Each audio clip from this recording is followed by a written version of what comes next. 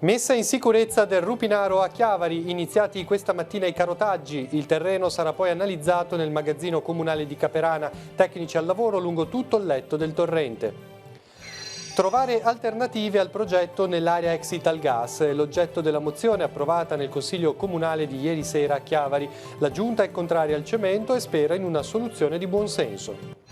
E nel Consiglio Comunale è andata in scena la rottura tra la Giunta e il consigliere Giardini. A causa di una frase considerata offensiva, Di Capua dichiara che Giardini non farà più parte della maggioranza. Rinnovata la professione di fede sulla tomba dell'Apostolo Pietro. Per i cresimati della diocesi entra nel vivo il pellegrinaggio a Roma. L'invito loro rivolto è quello di riscoprire la capacità di ascolto. 35esima Expo della Fontana Buona, giovedì l'inaugurazione a Calvari, l'attenzione della Valle sullo snodo viabilità e banda larga. Il GAL in un anno sbloccato 1 milione di euro per il territorio. Vale la pena investire nella pallanuoto, così il campione mondiale Stefano Luongo premiato dall'amministrazione chiavarese. L'atleta medaglia d'oro in Corea ha ricevuto una targa dal sindaco. Buonasera a tutti, bentornati al nostro telegiornale. In apertura parliamo della messa in sicurezza del torrente Rupinaro. Oggi sono iniziati i carotaggi, macchinari e ditte si sono già messe all'opera nella tarda mattinata per eseguire le prime indagini lungo tutto il corso del torrente chiavarese. Sentiamo. Sono partiti stamani i carotaggi sul letto del Rupinaro. È arrivato infatti il primo macchinario necessario per i sondaggi, finalizzati a comprendere lo stato di salute del torrente e a calibrare gli interventi futuri di messa in sicurezza.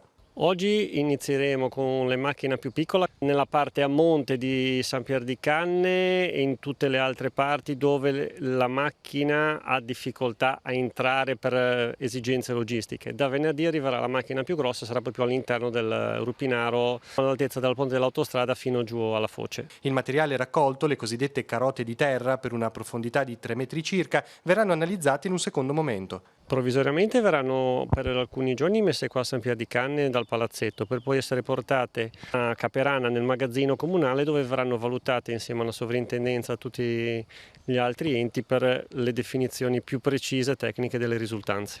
Le indagini geognostiche partite oggi dureranno una quindicina di giorni. Finita queste indagini, poi inizieranno le indagini spondali su tutte le arginature. Oggi iniziano i 60 giorni come da capitolato speciale d'appalto, dove l'ATP entro il 29 di ottobre dovrà consegnare tutte le risultanze delle indagini e tutti gli studi che ha effettuato. Il terreno estratto sarà analizzato sotto 2 punti di vista: chimico, per controllare l'eventuale presenza di inquinanti, e geologico. Vediamo che tipo di terreno è, vediamo se sono delle alluvioni, se sono delle coltri, per poi poter ricostruire, diciamo, il modello geologico di tutta la piana del Rupinaro, compreso anche l'assetto, diciamo, idrico della falda idrica, e dare poi tutti i dati agli ingegneri in modo che possano fare sia la progettazione idraulica che geotecnica. Le aziende lavoreranno a pieno ritmo per dare meno disagio possibile e concludere al più presto le indagini. In questa settimana dovremo iniziare e terminare i sondaggi nell'alveo, dopodiché in una ventina di giorni dovremo finire gli altri sondaggi. La pagina amministrativa adesso, il rapporto di fiducia con il consigliere Giardini finisce qui. Da oggi non farà più parte della nostra maggioranza. Parole del sindaco di Chiavari, Marco Di Capua, dopo il consiglio di ieri sera sull'area ex Italgas. Il primo cittadino si dice rammaricato, triste e offeso per una frase pronunciata da Giovanni Giardini. Il consigliere riporta Di Capua mentre affermava di aver rimesso l'incarico di consulente all'urbanistica del sindaco, ha usato appunto parole offensive, alludendo, prosegue il sindaco, a qualcosa di illegale o di poco chiaro commesso da me o dalla mia maggioranza. La questione sarà affrontata nella prossima seduta di consiglio, intanto la maggioranza si riserva di agire cautelativamente in via giudiziaria.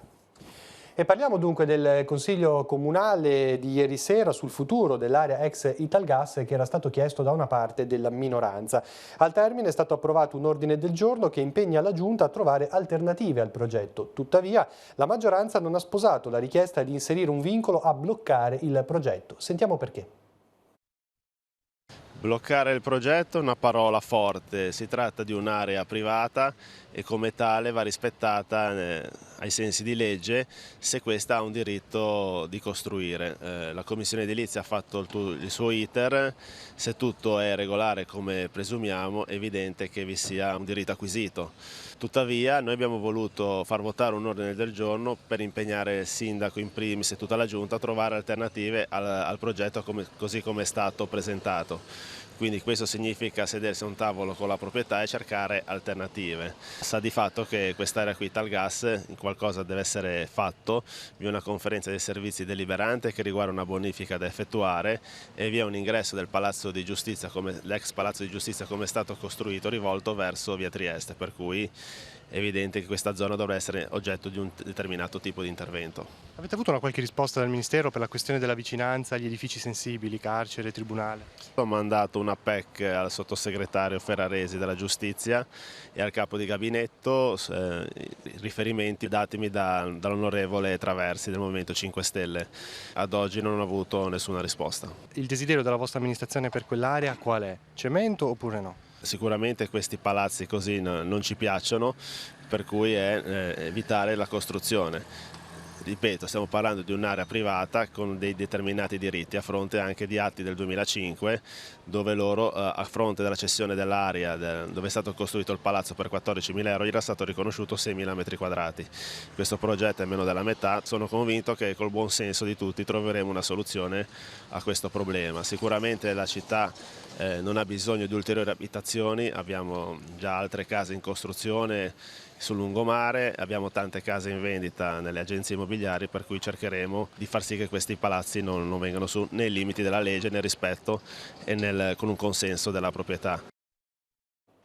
Due notizie di cronaca, un arresto e 2 denunce, l'esito di un servizio contro lo spaccio di stupefacenti realizzato nel fine settimana dal commissariato di polizia di Chiavari. L'arrestato è un italiano residente nelle case popolari di Lavagna, finito in manette dopo alcuni appostamenti da parte dei poliziotti nei pressi del quartiere compreso tra via Echengren e via per Santa Giulia.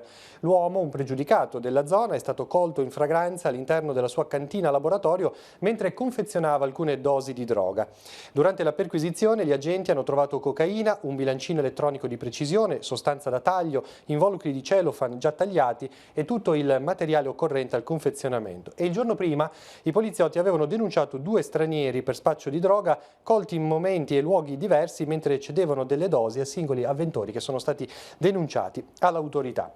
E oggi è stata una giornata estremamente intensa per il nucleo elicotteri di Genova che ha effettuato 5 trasporti pediatrici e un caso riguarda la Val d'Aveto. Un bimbo di 10 anni, spiega la nota dei Vigili del Fuoco, ha toccato un frigorifero all'interno di un esercizio commerciale di Santo Stefano rimanendo folgorato. Per fortuna è rimasto cosciente. Sul posto l'elicottero per il trasporto del paziente all'ospedale Gaslini. Gli altri interventi riguardano un bimbo di 2 mesi caduto accidentalmente a Savona, un bimbo che ha perso conoscenza a Gorreto e che al suo risveglio non muoveva più gli arti inferiori e il trasporto di un neonato con problemi respiratori da Capoverde nell'Imperiese. La giornata si è aperta con un trasporto da Verona al Gaslini, così il nucleo dei Vigili del Fuoco ha chiesto un mezzo aereo da Arezzo. Questo ha garantito il servizio di 2 elicotteri come previsto dalla convenzione con Regione Liguria e oggi fondamentali per questi 5 importanti casi. E ora siamo all'informazione religiosa, torniamo a parlare del pellegrinaggio dei Cresimati della diocesi di Chiavari a Roma. Oggi i ragazzi sono entrati nel cuore del cammino di questi giorni con la messa celebrata stamani da Monsignor Alberto Tanasini e il rinnovo della professione di fede. Ma non c'è soltanto questo, è stata infatti una giornata intensa, ce ne parla, collegato in diretta da Roma, ancora Don Luca Sardella. A te Don Luca. Buonasera Maurizio, buonasera a tutti. Prendiamo la linea in diretta da Roma. È stata, come dicevi, una giornata molto intensa ma anche molto calda, quella che i 190 partecipanti al quinto pellegrinaggio dei Cresimati della nostra diocesi hanno vissuto proprio qui nella capitale. Una giornata che si è aperta molto presto con la partecipazione alla messa all'altare della cattedra presieduta dal nostro vescovo Alberto Tanasini nella Basilica di San Pietro. Successivamente importante proprio davanti all'altare della confessione il rinnovo della professione di fede proprio sulla tomba dell'Apostolo Pietro e la recita del credo. È una giornata intensa, ma anche intensa di emozioni. Abbiamo, vedete anche alle mie spalle, tantissimi ragazzi che fanno da sfondo a questo collegamento. Ce ne sono due che arrivano da San Salvatore, si chiamano Lorenzo e Samuele. Lorenzo, le impressioni di questa giornata? La cosa che mi ha impressionato di più è stata la Basilica di San Pietro, appunto, per la sua immensa grandezza, che non mi aspettavo che era così grande. Samuele, per te quali sono le impressioni che raccogli, potremmo dire quasi al termine della seconda giornata piena di pellegrinaggio? Vista in TV sembrava un po' più piccola la Basilica e quando sono venuta a Roma per la prima volta non l'avevo vista all'interno, solo dall'esterno, è veramente bella, mi ha colpito soprattutto i colori e gli affreschi all'interno. C'è stato un passaggio, potremmo dire esclusivo per i ragazzi del gruppo, la visita alla Cappella Paolina, un luogo che generalmente viene tenuto chiuso alle visite, aperto per l'occasione per i nostri ragazzi da Monsignor Guido Marini, maestro delle celebrazioni pontificie, che Roberto Costa ha intervistato. Sentiamo. Citando l'attività sportiva del tiro con l'arco ai nostri ragazzi cresimati, ha voluto ricordare che per tutti noi al centro c'è Gesù. In particolare perché ha ricevuto la cresima, ecco, il ricordarlo mi sembra che sia decisivo, perché noi siamo cristiani perché siamo di Cristo, siamo Suoi, siamo del Signore e la nostra vita cristiana è proprio lo sviluppo della Sua vita in noi e il nostro desiderio che abbiamo di imitarlo sempre più da vicino. Ha invitato tutti noi a voler sempre bene comunque al Papa. Sì, ho ricordato un episodio della vita di Don Bosco che ricordava ai ragazzi questa importante verità che il Papa è il Papa sempre, gli si vuol bene sempre, chiunque esso sia. Credo che sia un aspetto importante per la vita della nostra fede, per il disegno che il Signore ha avuto sulla sua Chiesa, per il compito che ha dato al Papa. Per noi il Papa è il Papa e a Lui facciamo riferimento sempre come roccia su cui poggia la nostra fede. Per lei personalmente questa vicinanza col Papa cosa ha significato e che cosa significa? Io credo che proprio il Papa in sé porti una grazia, per cui quando gli si è vicini questa grazia non può che in qualche modo trasmettersi. Io devo dire che c'è stata in questi anni, sia da un punto di vista umano e dal punto di vista poi spirituale della fede, perché stare col Papa è sempre un essere confermati nella fede, un crescere nella fede e quindi davvero un dono. E da Monsignor Tanasini, durante l'omelia, l'invito a non perdere il riferimento all'amicizia con il Signore Gesù nell'ordinario della nostra vita. Il passaggio clou, come abbiamo ascoltato, è stata la professione di fede sulla tomba dell'Apostolo Pietro. Poi, come potete vedere dalle immagini, c'è stato spazio per la visita alla Basilica di San Pietro, ma anche alla città di Roma, che raccoglie sicuramente tantissima storia e tantissima arte. L'itinerario si è snodato partendo da Borgo Pio sino tutto lungo il centro storico di Roma per arrivare poi al Colosseo. I ragazzi ovviamente non sono da soli, ci sono 8 sacerdoti insieme al vescovo che accompagnano il gruppo e anche diversi e numerosi catechisti. Abbiamo qui con noi questa sera Lorena Ghio, catechista della parrocchia di Casarza Ligure. Lorena, qual è allora dal tuo osservatorio l'entusiasmo che si sta respirando tra i ragazzi? Direi che è un entusiasmo proprio coinvolgente, che i ragazzi sono molto positivi, appassionati, nonostante le loro fragilità dell'età critica che comunque stanno attraversando, sono contenti e felici, mi sembrano proprio positivi. Ieri sera un bellissimo momento di ascolto con Federica Ancona, una ragazza della comunità Nuovi Orizzonti che è stata uditrice al Sinodo dei Giovani. L'abbiamo intervistata, lei ha portato la sua testimonianza ai ragazzi del gruppo.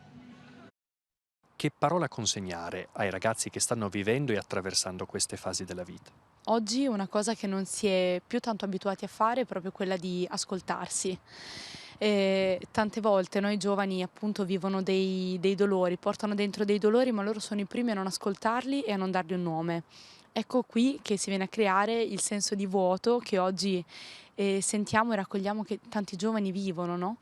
questo senso di insoddisfazione deriva anche dal fatto di non saper dare un nome a ciò che si porta dentro. Ecco, io sento che per l'esperienza di rinascita che ho fatto, l'esperienza di aver trovato la gioia nel dolore, ecco, è stata un'esperienza possibile solo nel momento in cui quel dolore ho cominciato a guardarlo in faccia.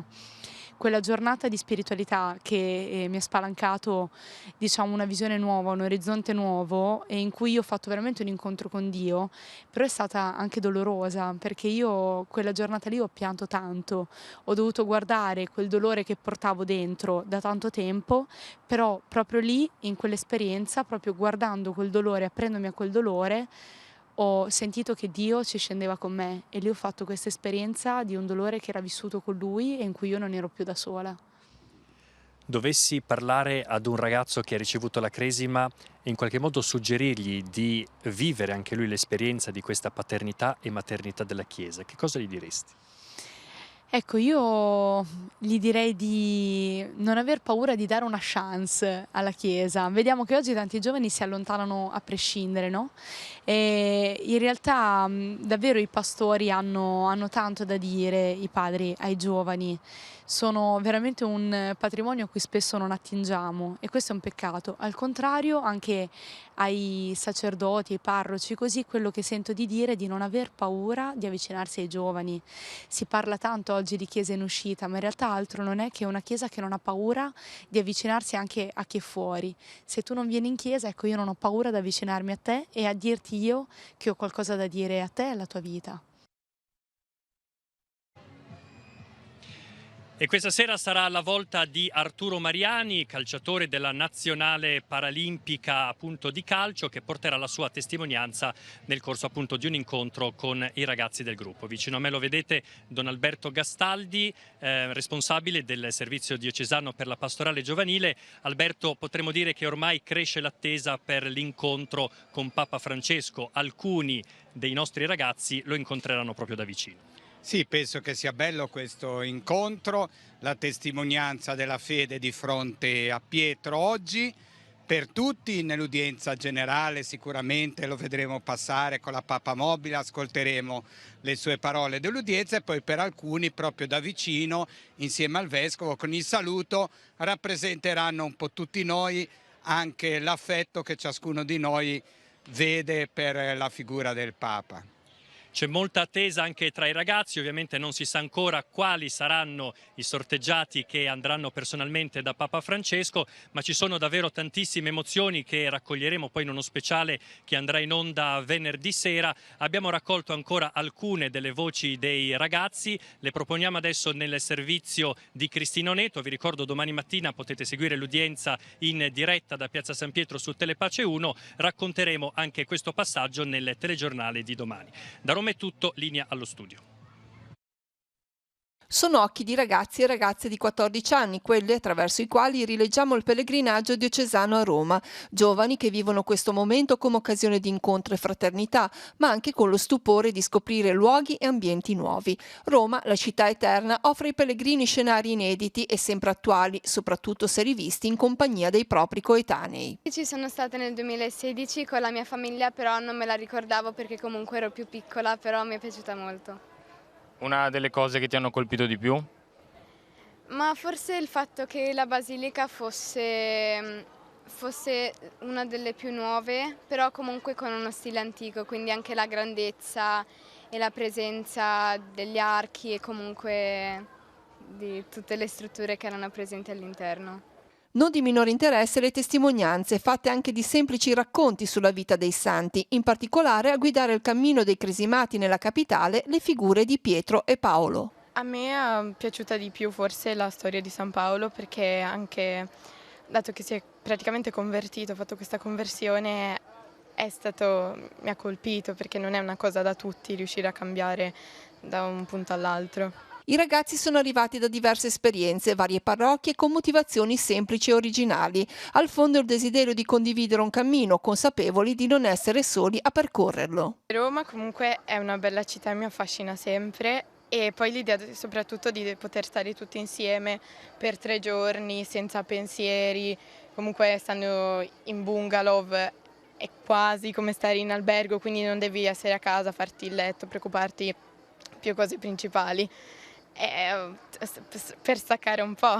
Provare cose nuove, comunque Roma è una città importante e visitare, avere degli incontri con altre persone, con le loro storie, stare tutti insieme e vivere una bella esperienza prima di iniziare la scuola. Proseguiamo la nostra diretta in studio, chiudiamo la pagina dedicata al pellegrinaggio Cresimati e parliamo della 35esima edizione dell'Expo Fontana Buona. È ai nastri di partenza, l'inaugurazione il 29 di agosto alle ore 18. Questa mattina c'è stata la presentazione ufficiale. Gli stand saranno aperti ogni giorno dalle 15 alle 23:30, domenica dalle 10:30 alle 23. Ma per tutti i dettagli sentiamo le interviste. Giunge alla 35esima edizione l'Expo della Fontana Buona. Il Gallo Appennino Genovese rinnova il suo appoggio alla manifestazione, attesa come uno degli eventi per l'intera vallata. È un momento importantissimo perché l'Expo Fontana Buona dà la possibilità al nostro entroterra di avere quella visibilità che merita proprio per portare avanti tutte le sue tradizioni e tutte le sue peculiarità. 4 giornate di apertura negli spazi messi a disposizione dalla città metropolitana di Genova con il sostegno della Camera di Commercio. Per gli abitanti della valle l'importanza della manifestazione risiede nel desiderio di porre l'attenzione su alcune criticità del territorio. Parliamo di infrastrutture importantissime, sono la viabilità. Ora ho visto che si sta un po' facendo un refresh a tutta la parte della S225, ma sicuramente sarà il tunnel della Fontana Buona, ma anche tutta la parte della infrastruttura digitale, quindi banda larga. Ci sono delle idee progettuali interessanti e secondo me ci può essere lo spazio per veramente dare una svolta e far sì che questa bella valle non sia più isolata o quantomeno che abbia delle difficoltà di transito, di accesso come in questo momento, ma abbia un collegamento veloce con la A12. La manifestazione 2019 si è avvalsa anche della collaborazione con l'Istituto Caboto. Abbiamo realizzato il manifesto grafico a cura di una nostra diplomata di quest'anno, la Adele Baldi, che in realtà è figlia d'arte perché è la figlia della Sabrina Di Santo, che è una nostra docente. Poi per quanto riguarda l'assistenza, la registrazione, i servizi di segreteria che i nostri ragazzi forniranno nei 4 giorni dell'Expo della Val Fontana Buona. Oltre agli eventi, l'intenzione degli organizzatori è quella di promuovere lo sviluppo del territorio. Siamo riusciti a cominciare a vederne, traghettare questa società in una situazione molto più favorevole e ne è la dimostrazione il 1 milione di risorse che abbiamo potuto incanalare quest'anno proprio in 12 mesi sul territorio, risorse che erano ferme da diverso tempo. Per l'aeroporto di Genova il mese di luglio di quest'anno è stato il più trafficato nella storia dello scalo, con 179.997 passeggeri, questo è il numero esatto, e 1.679 voli tra arrivi e partenze. I numeri sono stati diffusi oggi dalla Regione. Il primato precedente risaliva al settembre 2018. Inoltre si assiste ad un incremento dei voli internazionali che segna un più 20,7%. Un trend, sottolinea l'assessore regionale Gianni Berrino, legato all'avvio dei nuovi collegamenti varati quest'anno, come Vienna, Kiev e Mosca, e strategici dunque per il turismo. Lutto nel mondo della cultura. Questa mattina, dopo una breve malattia, è scomparso Mauro Ottobrini, fondatore della corale intitolata Monsignor Gibi Trofello. Arrivato a Camogli agli inizi degli anni 70, aveva subito fondato il coro intitolato al suo parroco, che lo aveva iniziato alla musica. Nel 1974 diede il via alla prima rassegna, mentre nel 1998, insieme ai suoi coristi, fondò l'ACOL, l'Associazione dei Gruppi Corali Liguri. Con la sua guida, la corale ha fatto tournée in tutta Europa, concerti e molte altre attività. Mauro Ottobrini, che vedete nelle immagini, oggi viene ricordato come un uomo eclettico e molto apprezzato, tanto da aver ricevuto il titolo di Cavaliere della Repubblica per meriti culturali. Il funerale si terrà domani alle 15 al Santuario del Boschetto di Camogli. Al termine, la salma proseguirà per Cembrano, dove alle 17:30 nella chiesa di San Martino ci sarà una benedizione prima della tumulazione.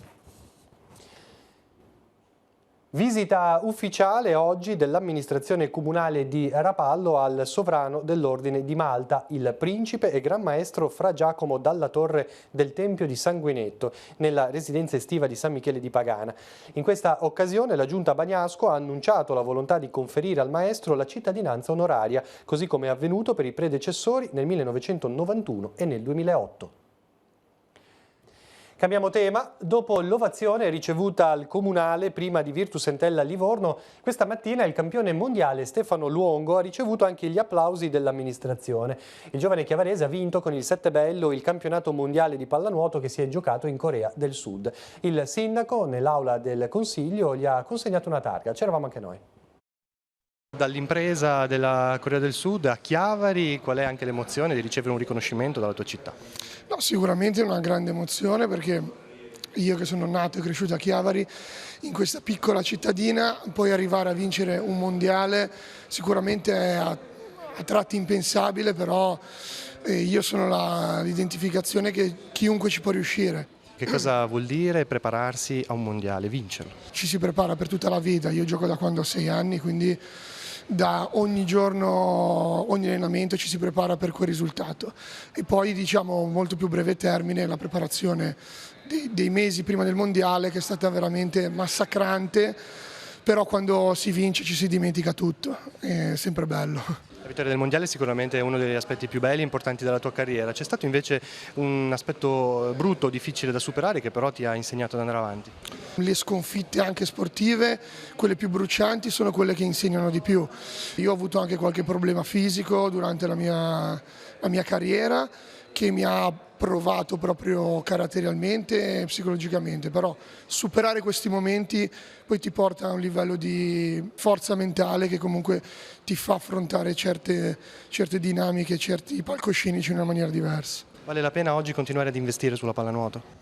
Secondo me assolutamente sì, anche le nuove regole hanno dato maggior vigore, maggior visibilità e anche maggior possibilità ad altri paesi, diciamo fisicamente meno avvantaggiati, di poter giocare comunque ad altissimo livello, quindi ora più che mai ne vale la pena.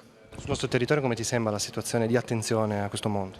Prima c'era un po' più di attenzione, adesso io spero che anche con questa ventata di ritorno ad esempio mio, come era stato per Maurizio Felluga nel 2011, spero di poter vedere la Chiavari Nuoto tornare dove si merita. Una notizia di calcio, la Lavagnese si presenta ai suoi tifosi. L'appuntamento è per giovedì 29 agosto alle ore 20 alla Torre del Borgo. La prima squadra disputerà per il 18° anno consecutivo il campionato di Serie D. In questa occasione sarà presentato anche il libro dal titolo Un secolo bianconero, edito da Geo Edizioni e scritto da Gianluigi Raffo e Carlo Fontanelli. Ora sfogliamo insieme l'agenda di Telepace, vediamo così tutti gli appuntamenti in programma per domani.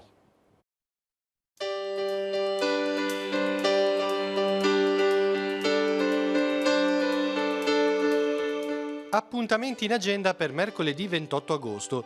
Laboratori creativi e letture della buonanotte alle 20:30 in piazza Ravenna, Lavagna.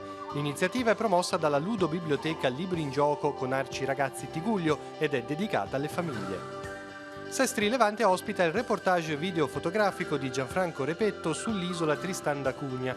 Repetto, guardiaparco a Portofino, ha compiuto un viaggio sull'isola all'inizio del 2019 sulle tracce di un lontano parente. Foto e video saranno proiettati alle 21 nella Sala Bo di Palazzo Fasce.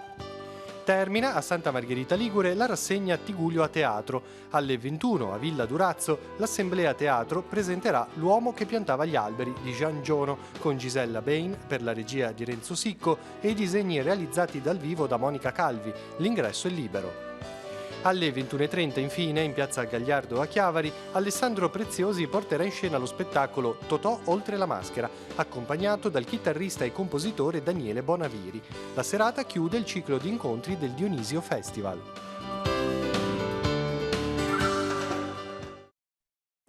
Bene, siamo giunti al termine del nostro telegiornale, vi ricordo domattina l'appuntamento con la rassegna stampa puntuali alle 7:30, dopodiché ci collegheremo con la città del Vaticano per trasmettere sempre in diretta l'udienza del Papa a partire dalle 9:30 e poi potrete sentire le testimonianze dei ragazzi che stanno seguendo il pellegrinaggio dei Cresimati a Roma nel telegiornale a partire dalle 12:45. Grazie per l'attenzione e buon proseguimento di serata.